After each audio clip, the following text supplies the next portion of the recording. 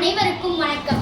வாய்மை மாறா நடுவர் அவர்களே, கல்விச்சாலையின் தலைமை ஆசிரியர் அவர்களே, ஆணிவேர்களே, ஆசிரியர் பெருமக்களே, இன்று சின்னஞ்சிறு மொட்டாய் நாளை ஆலமரத்து வித்தாய் இந்தியாவின் சொத்தாய் உருவெடுக்க காத்திருக்கும் நாளைய நாயகர்களே, எம் பள்ளி மாணவர்களே, உங்கள் அனைவரையும் வணங்கி என் உரையை துவங்குகிறேன். தாருங்கள் தங்கள் கவனங்களை. தேடிச்சோறு நிறந்தின்றவன் அல்ல, பல சின்னஞ்சிறு கதைகள் பேசியவன் அல்ல, பல வேடிக்கை மனிதனை போல வாழ்ந்து வீழ்ந்தவன் அல்ல. அவரை வீழ்த்தவும் முடியாது. அவர் பெயரை கேட்டால் வெறி பிடிக்கும், அவர் கவிதையை படித்தால் தீப்பிடிக்கும். நம் மரபணு முழுவதும் தமிழ் ஒழிக்கும், அவர் வார்த்தைகளால் தமிழ் புகழ் மணக்கும். எட்டயபுரத்தில் விளைந்த ஒரு மகாகவி, தமிழ்தாய் பெற்றெடுத்த ஒரு மகா அவதாரம், சமூகத்திற்கு சாட்டையடி கொடுக்கும் தன் கவிதைகளால் இந்த மாநிலத்தின் மாணவர்களுக்கு காவிய தலைவனாக விளங்கும் ஒரு கதாநாயகன் மகாகவி சுப்பிரமணிய பாரதியார். கடலளவிற்கு தகுதியான ஒருவரை பற்றி சில நிமிடங்கள் மட்டும் கொடுத்து பேசச் சொன்னால் என்ன பேசுவது? என் ரத்தத்தில் ஊறி இருக்கும் ஒரு தமிழ் மகனின் கவிதைகளை, அவன் வார்த்தையின் வித்தைகளை, தூவி சென்ற விதைகளை, இவைகளை பற்றி என் உயிரோட்டத்தில் என்ன இருக்கிறதோ அதையெல்லாம் பேசினால் இன்று ஒரு நாள் முழுவதும் போதாது.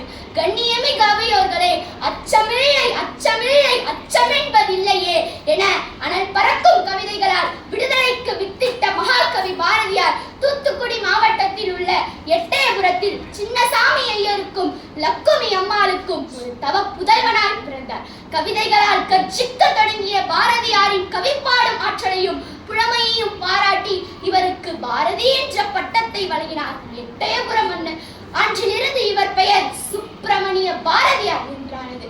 அன்பான அவையோர்களே, தந்தையை இழத்தல், உறுதியான ஒரு முன்னேற்ற பாதை காண முடியாமல் அலைதல், தானாகவே வரவழைத்துக் கொண்ட அரசாங்கத்தின் விரோதம், வாழ்க்கை முழுவதுமே வறுமை, இவற்றின் சோதனைகளுக்கிடையே எந்த பேரொழுக்குக்கும் எதிரே எதிர்நீச்சலிடம் மனோதிடம் உடைய ஒரு மாபெரும் வீரனை தவிர வேறு எவனும் சோர்ந்து போயிருப்பான். அளவற்ற துயரிலும் வாடவோ அழியவோ செய்யாத படைப்பாற்றலும் கவித்திறனும் இருந்தால் அவன் நாட்டு மக்களை முழுவதும் எழுப்பும் கவிதைகளை எழுதி அழியா புகழ் பெற முடியும் என்பதற்கு உதாரணம் பாரதி. உயிர் கொடுக்கும் கவிதைகளை எழுதி உயிரட்டலருக்கு சமமாக இருந்த ஒரு சமுதாயத்தை எழுப்பி அதன் முன்னேற்றத்திற்கு லட்சிய உணர்வோடு வழிகாட்டிய கவிஞன், தலைவன், தவ புதல்வன் என் பாரதி. பட்டங்கள் ஆழ்வதும் சட்டங்கள் செய்வதும் பாரினில் பெண்கள் நடத்த வந்தோம் என்று பெண் உரிமைக்காக பாடியவரும் இவர்தான்.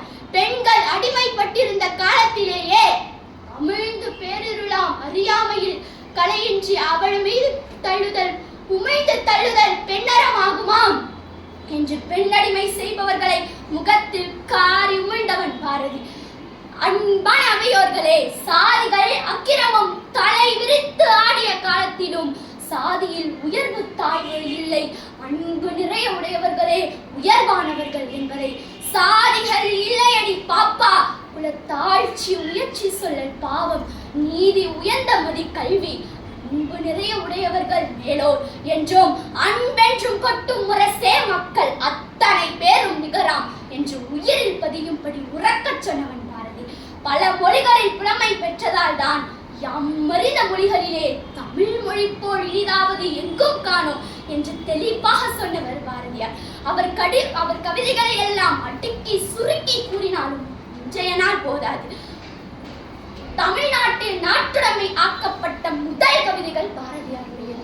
பாரதியை பார்த்து வியக்காத மனிதனோ, அவர் பெயரை கேட்டு உச்சரிக்காத கவிஞனோ, அவர் கவிதைகளை பார்த்து வியக்காத மாணவனோ தமிழகத்தில் இல்லை. நம்மை ஆள வந்த வெள்ளையனை, அடிமைப்படுத்த வந்த கொள்ளையனை அவர் விரட்டி அடிப்பதற்கு இணை ஏந்திய ஆயுதம் தான் தமிழ். தன் நெஞ்சிலே இருந்த சுதந்திர தீயை ஒவ்வொருவர் உள்ளத்திலும் ஏற்றுவதற்காக அவர் ஏந்திய ஆயுதம் தான் கவிதை.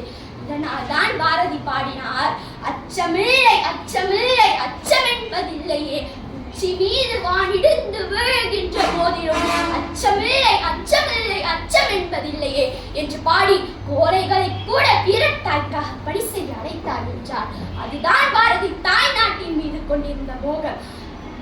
இந்த சமுதாயம் மதிக்கும்படியான ஒரு நேர்மையான வாழ்க்கை வாழ பாரதி கவிதைகளும் அவர்தம் சிந்தனைகளும் மட்டும் போதும் என்று கூறி உலகமுள்ள நாள் வரைக்கும் என் தமிழ் தலைவன் பாரதியின் புகழ் மணக்கும். வணங்கி முடிப்பதை தமிழின் அறம், முடிவில் வணங்குவது என் இருகரம். விடை பெறுகிறேன் என் பேச்சை நிறுத்தி. வாய்ப்பளித்த அனைவருக்கும் நன்றி.